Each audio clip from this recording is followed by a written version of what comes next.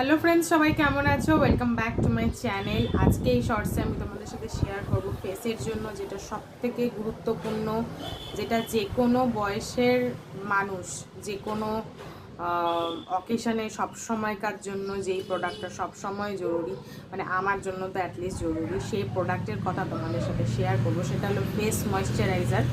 তো আমি কোন ব্র্যান্ডের ফেস ময়েশ্চারাইজার ব্যবহার করি তোমাদেরকে দেখাবো।